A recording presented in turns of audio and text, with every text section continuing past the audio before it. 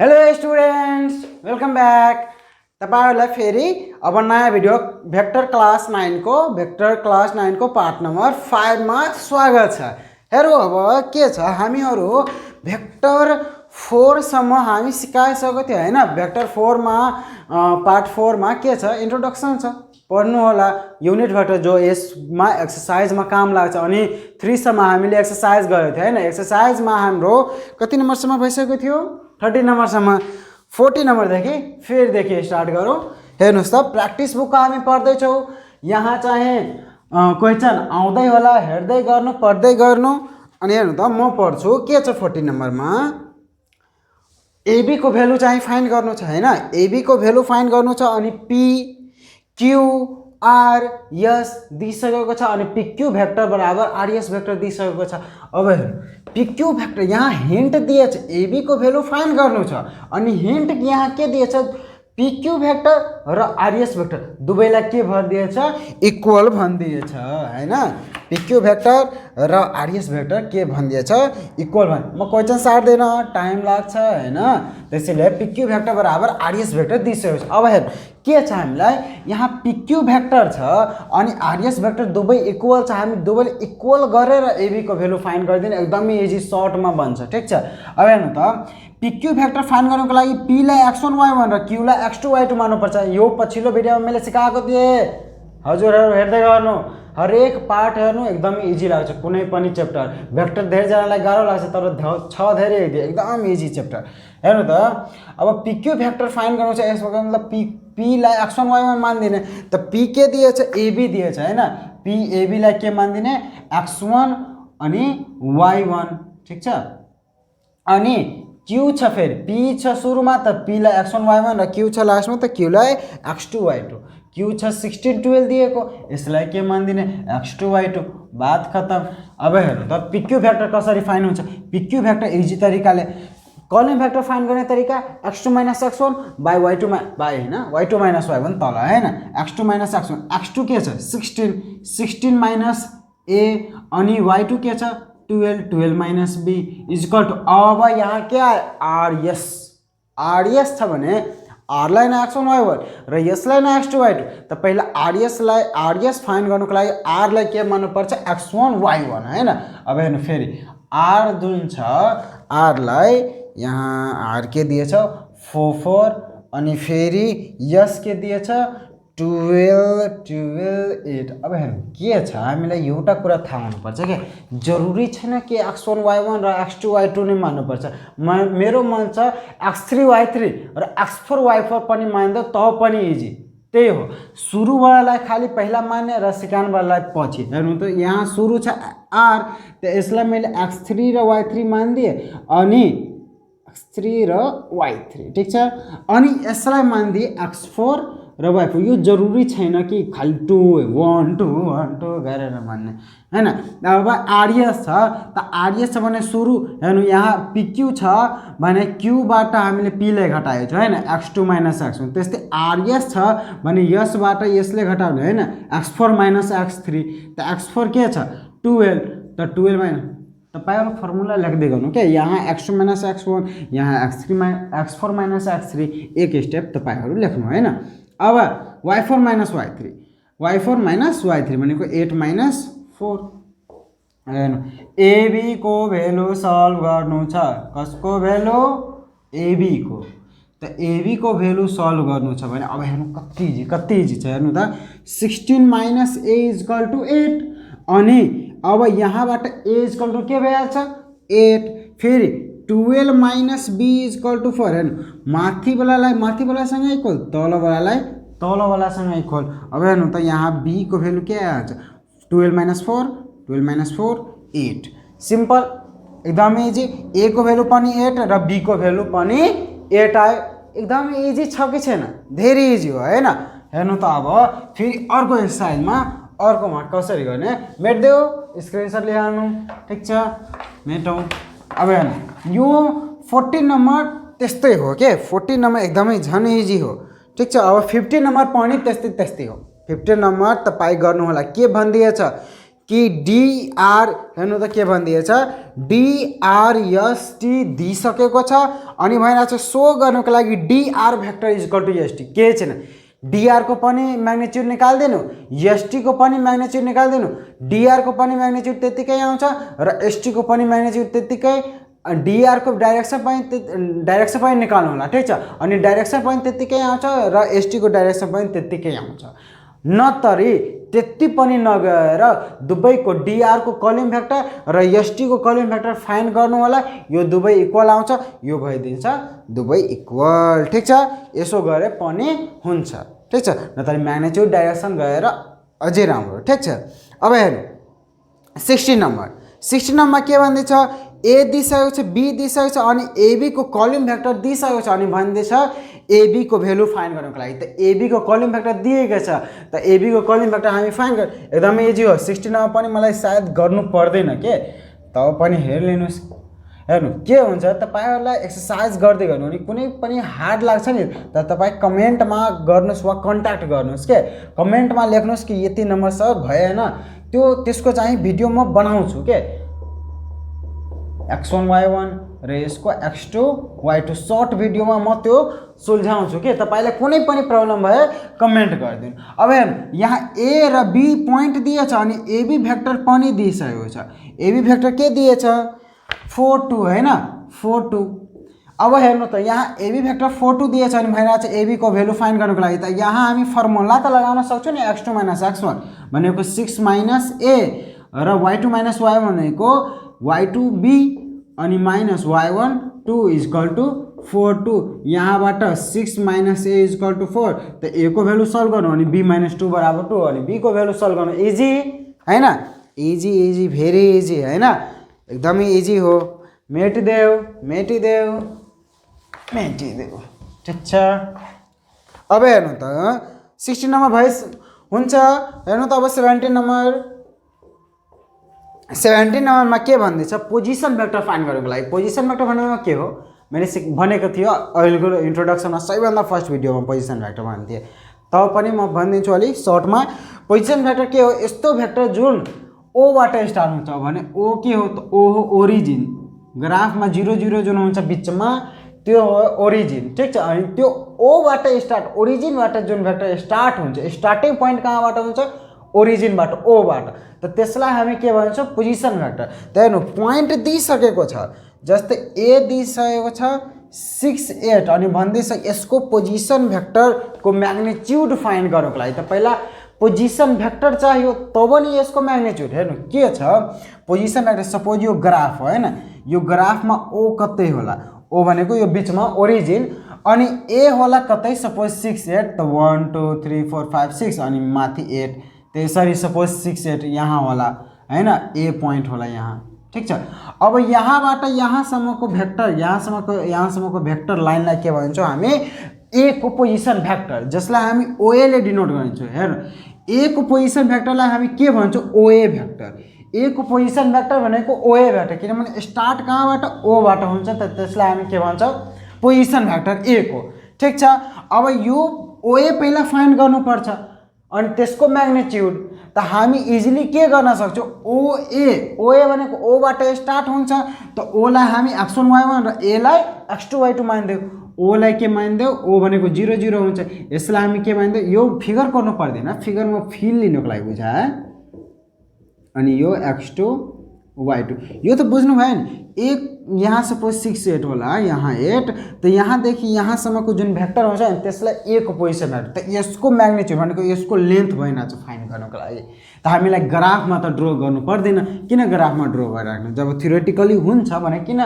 ग्राफमा draw गर्ने graph त त्यस्तै हुँदैन हैन हामी थ्योरीले त गर्न सक्छौं फर्मुलाले त ओए फाइन्ड गर्नु छ भनेको ए को पोजिसन भेक्टर भनेको ओए अब हेर्नु ओए ओ लाई x1 y1 र ए लाई x2 y2 मान्दिए त ए हो भनेको x2 - x1 भनेको 8 6 - 0 अनि y2 - 1 डाइरेक्टली हामी यो पनि लेख्न सक्थ्यौ कि 6 8 कुनै पनि कसैको पोजिसन भेक्टर भन्छ नि त त्यही पोइन्ट भइहाल्छ त्यही भेक्टर त्यहीको पोजिसन भेक्टर ठीक छ कलम भेक्टरमा त 6 8 अब यसको म्याग्निट्युड भनेको ओए को म्याग्निट्युड कसरी फाइन्ड गर्ने म्याग्निट्युड को फर्मुला रूट अफ एक्स कम्पोनेन्टको स्क्वायर प्लस वाई कम्पोनेन्टको स्क्वायर, एक्स कम्पोनेन्ट 6 को स्क्वायर अनि वाई कम्पोनेन्ट 8 को स्क्वायर।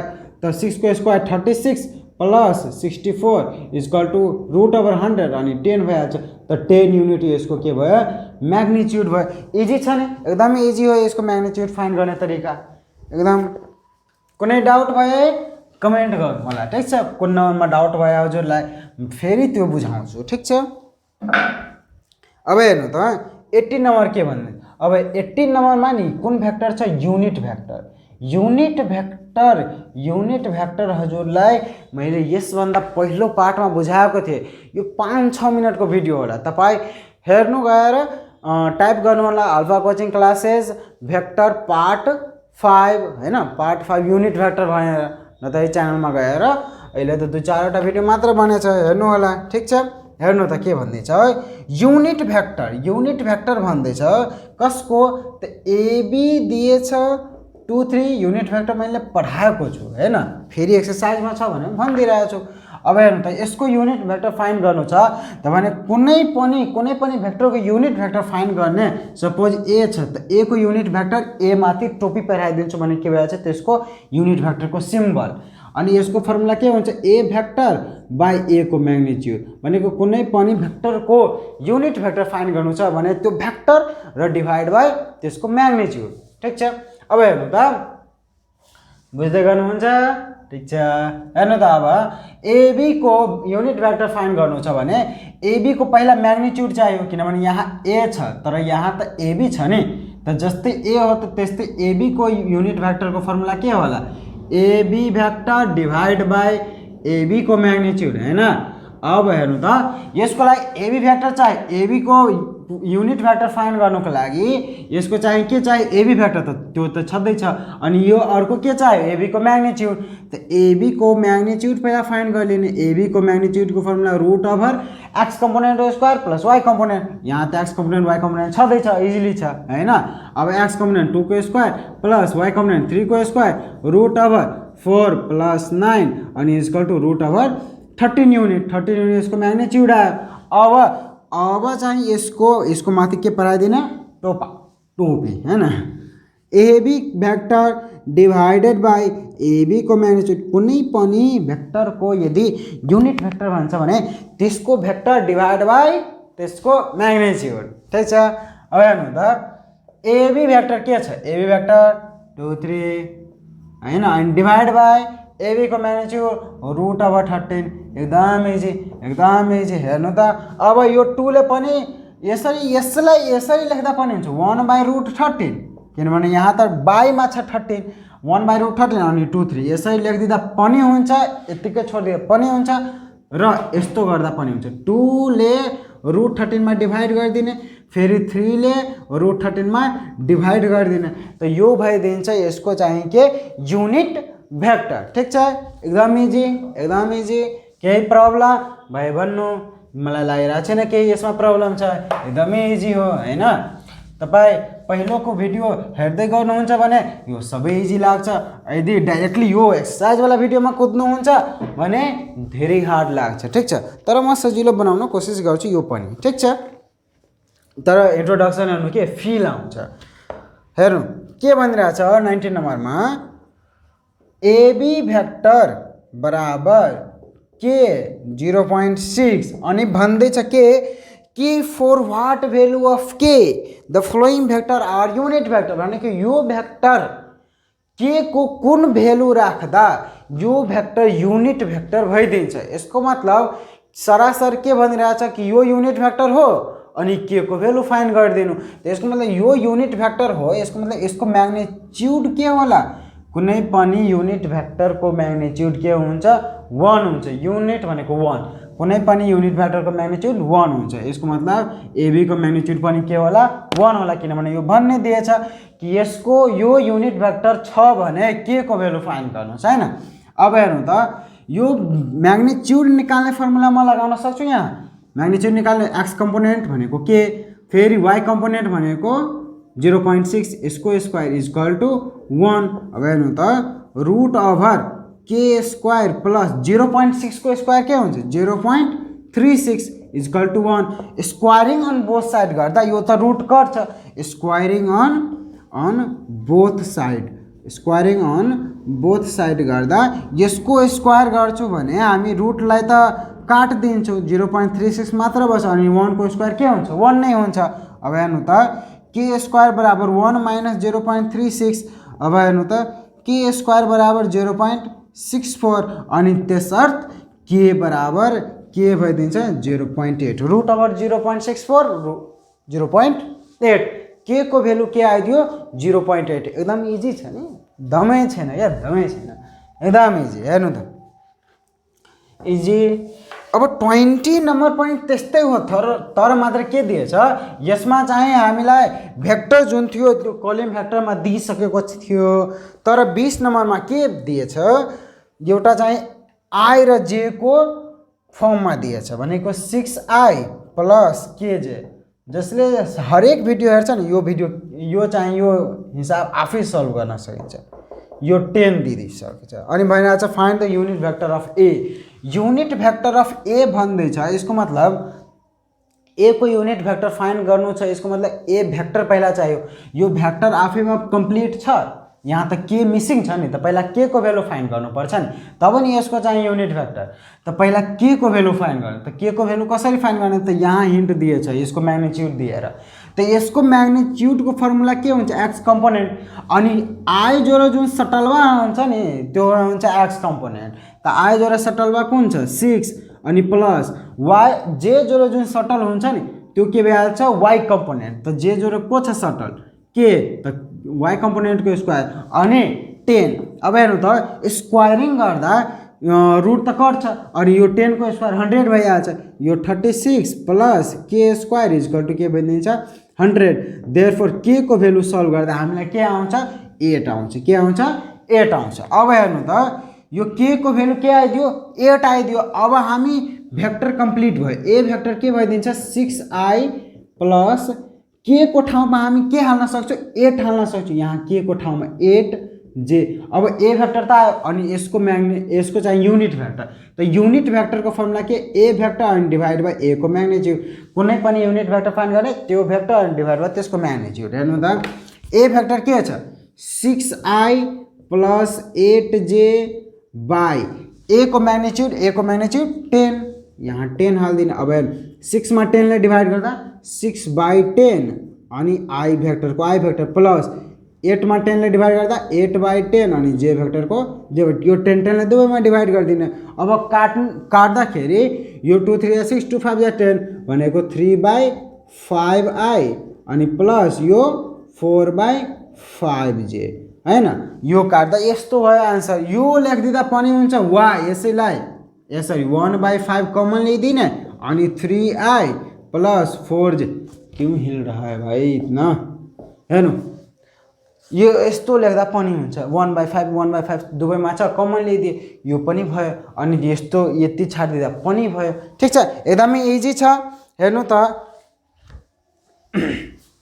20 नम्बर एकदमै इजी छ हैन सबै इजी हो के सबै इजी। हेर्नु के भन्दैछ अब हामीलाई कति नम्बरमा थियो 20 नम्बर भइसक्यो हैन कहाँ गयो 20 नम्बर हैन यहाँ छ। अब हेर्नु त अब 20 नम्बर पछि हामीलाई के दिएछ एउटा लङ क्वेसन छ हैन लङ क्वेसन छ। लङ क्वेसनमा एउटा हेरौँ हामी। अब लङ क्वेसन खत्म नै हुन्छ हैन भिडियो त लामो बनाउनु पर्दैन अनि एउटा एक्सरसाइज खत्म पनि भइदिन्छ। हेर्नु त अब के दिएछ पढ्नुस् त a vector is A B a vector is A B एउटा भेक्टर कुनै एबी छ अनि यसको एक्स एक्सिस सँगै एंगल कति डिग्री बनाएको 45 डिग्री अनि यसको म्याग्निट्युड पनि दिइसकेको छ अनि भनिरहेको छ भेक्टर फाइन्ड गरौँ। हेर्नु भेक्टर दिइसकेको छ एबी जो चाहिँ आफूमा कम्प्लिट छैन ठीक छ अनि यसले यो जुन ग्राफमा सपोज कुनै भेक्टर होला नि यसरी सपोज ग्राफमा यस्तो होला हैन त यो ग्राफमा कस्तो होला यस्तो नहोला यस्तो होला यो 45 डिग्री बनाएको यहाँ चाहिँ यो 45 डिग्री बनाएको छ अनि यो एबी भेक्टर हो कुन भेक्टर हो एबी भेक्टर हो अनि यसको म्याग्निट्युड पनि दिइसकेको छ के 2√2। अब यो डिग्री जुन छ नि यो फर्स्ट इन्टु इंट्रोडक्सनमा मैले पढाएको छु। के छ यो डिग्री, यो छ यसको डाइरेक्सन। एक्स एक्सिससँग जुन बनाएको हुन्छ त्यो हुन्छ के डाइरेक्सन। त यसको ठिट्टा के दिएको छ 45 डिग्री। त यसको मतलब डाइरेक्सन भनेको tan थीटा हुन्छ। यसको डाइरेक्सन के हुन्छ tan थीटा। अनि फर्मुला के हुन्छ y component by x component. त यहाँ त y कम्पोनेन्ट के छ b बाई x कम्पोनेन्ट के छ a। त हामी tan थीटा बराबर b बाई a लेख्न सक्छौँ किनभने डाइरेक्सनको फर्मुला छ tan मा। अब tan अनि थीटा को ठाउँमा हामी के लेख्न सक्छौँ 45 डिग्री। सही बात। अब b बाई a अनि tan 45 डिग्री 1 अनि b बाई a अनि देयरफोर a बराबर b। सिम्पल छ हैन। अब a बराबर b भइदियो। योबाट हामीले डाइरेक्सनको युज गरेर यो a बराबर b ल्याइदिए। अब म्याग्निट्युड पनि के दिइसकेको छ यसको म्याग्निट्युड 2√2। त म्याग्निट्युड यसको मतलब यसको म्याग्निट्युडको फर्मुला के भइहाल्छ म्याग्निट्युडको फर्मुला हुन्छ रुट ओभर एक्स कम्पोनेन्टको स्क्वायर भनेको a को स्क्वायर प्लस y कम्पोनेन्टको स्क्वायर यसको मतलब b को स्क्वायर। अब म्याग्निट्युड के दिइहालेछ 2√2 बराबर root over a square plus अब b को ठाउँमा हामी a राख्न सक्छौँ किनभने a बराबर हामीले के लगाइसकेको छु b। त b को ठाउँमा पनि म के राख्न सक्छु a अनि a को स्क्वायर। अब हेर्नु त 2√2 बराबर यो के भइहाल्छ √2a स्क्वायर। हेर्दै गर्नु त। अब 2√2 बराबर यहाँ हेर्नु त √2 अनि यो a स्क्वायरले त रुट कटिन्छ। त यहाँ मात्र के बच्छ a। अब √2 पनि गयो। त a बराबर के आइदियो 2 किनभने 2 बराबर a। त a बराबर पनि 2 अनि a बराबर b पनि छ a बराबर b अनि a को भ्यालु के आयो 2। त a बराबर b बराबर 2 यसको मतलब a को भ्यालु पनि 2 र b को भ्यालु पनि 2। त रिक्वायर्ड भेक्टर छ ab अनि फाइन गर्नु पनि छ भेक्टर नै। यसको मतलब ab को भ्यालु इन्डाइरेक्टली भइरहेछ फाइन गर्नु। अब हेर्नु त सो रिक्वायर्ड भेक्टर भनेको आएको भेक्टर के भयो सो रिक्वायर्ड भेक्टर त हाम्रो ab छ अनि ab को भ्यालु आयो के 2 2। त यो 2 2 नि के भइदियो यसको भेक्टर। त्यस्तै हो यो सबै xy को भ्यालु भइरहेछ 2 नम्बरमा फाइन गर्नु त्यस्तै हो के। उस्तै हो। कुनै प्रब्लम भयो तपाईँ कमेन्ट त गर्नै सक्नुहुन्छ। ठिक छ। आजको लागि हामी यतिकै राखौँ। फर्स्ट च्याप्टर हाम्रो एन्ड भयो भेक्टरको। अनि अब नेक्स्ट हामी भेक्टर दुईवटा भेक्टरलाई कसरी जोड्ने कसरी घटाउने कसरी मल्टिप्लाई गर्ने त्यो हामी सिक्छौँ। आजको लागि यतिकै नै। धन्यवाद।